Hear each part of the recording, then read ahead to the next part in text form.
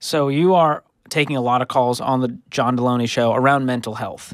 And some of this stems towards that when you talk about anxiety, balance, boundaries, all of these things. What types of activities should we avoid to keep from increasing anxiety during the holiday season? Are there kind of the triggers that you found? I'd say the number one trigger is the fantasy of the holidays. Man, we go to the same house with the same people and we act surprised that we get in the same fights every year. And there's a part of our physiology that knows we're going to that same place, and it starts gearing up for that fight, even if we're not consciously thinking of it. And I often fall in the trap of this year everyone's just gonna be cool and we're gonna laugh, and then they're not. And so I get the disappointment plus the fights plus it's just nonsense. So I think leaning into that fantasy and saying, what is reality here? Like, if we go to this house with these people again, here's what we can expect, and let's be realistic about what we are. So it's living in reality. The second thing is for some reason, it's a chance to prove yourself.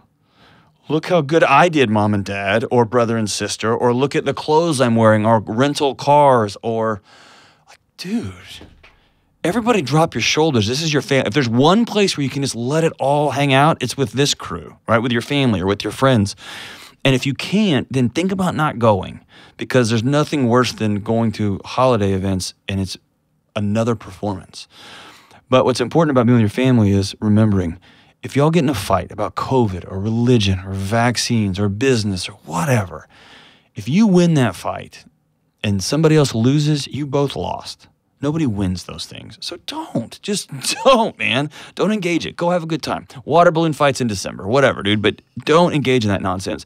The other ones are, man, like not moving, eating like an idiot and then not moving, riding in front of a TV, lack of sleep. Again, going back to this idea, like I'm just going to do nothing is a disaster. So not being intentional about setting up activities, setting up movement, setting up whatever. Same with our budget, right? You overspend, you blow everything because you just get carried away, right? Yeah, I love that. It all comes back to be intentional. Just write it down. The same as you are in your business. Yeah, it's interesting that they have that much intentionality in business, but then the holidays come around and you kind of you go into la la land way over here with family, and it's hard to unplug without losing yourself at the same time. Or we think the planning part is work, and vacation means we don't want to be at work, and so we're not intentional. And my proposition is, if you will be a little intentional, a little clear, it makes everything so much better. Right? Then you can actually relax. Do you have any stories of a time maybe you were very aware of your stress and anxiety around the holidays, something that maybe triggered you and how you dealt with it? Or have you had this thing on lockdown for a few years now? No, man. Dude, nothing about my life is on lockdown. Last year, Thanksgiving, we set up at my father-in-law's got a deer hunting lease, and so we went. There was a whole bunch of us that stayed in campers out on this lease. There's no running water. There's no bathrooms. And so it was about night 4. It was about 11 o'clock at night, and I can hear the pigs and the coyotes. We're in nowhere, Texas. And I'm going to the bathroom in a hole in the middle of a field. And I thought, what am I doing? Right? Like I just started. Existential crisis. Yeah, the wheels of my little brain car were starting to rattle. And man, I had to really check my attitude there. And it all came back to, brother, you chose this. Nobody tricked you. You knew exactly what you're getting into.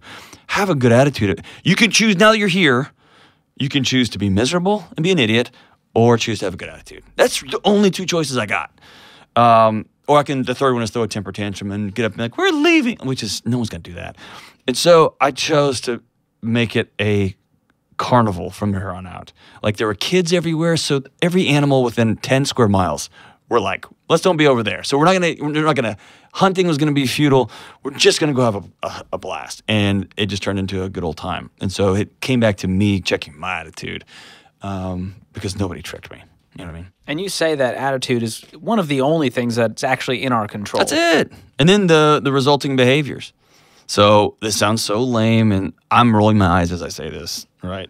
But like when we take long car rides, I travel with a couple of kettlebells in the car. Like I can never say I don't have the opportunity to work out. I thought you were working out in the car, and I was like, that's very impressive. That's kind of hardcore. While driving. Yeah, I know. But no, like I always have like, where's a place where I can make sure I can exercise and have some running shoes? Where's a place where I can go for a walk? Where's some place I take my gratitude journal with me? So I make sure I can do these actions that I can control. And I know that downstream those things help. There's days I can say, today's not a Cheeto day because I'm already teetering on the edge of rage and complete meltdown.